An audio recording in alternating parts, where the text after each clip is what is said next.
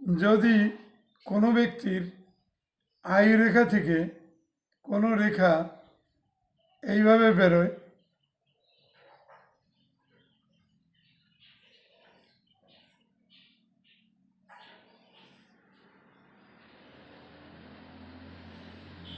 কিন্তু যদি এই রেখাগুলোর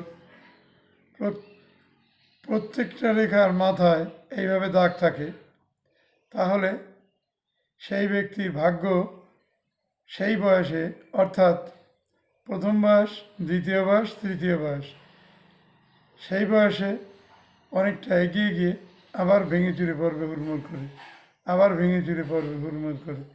কিন্তু কোনো একটা রেখা, ধরা যাক এই রেখাটা যদি লম্বা হয়ে রবির ঘরের দিকে যায়, তাহলে শেষ বয়সে প্রচুর অর্থবান এবং সম্মানীয় ব্যক্তিত্ব লাভ করবে।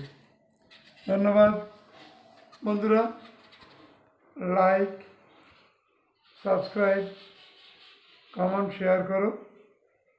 আমি তোমাদের সামনে আরও ভালো ভালো তথ্য তুলে ধরব। সুপ্রভাত, ভালো থেকো।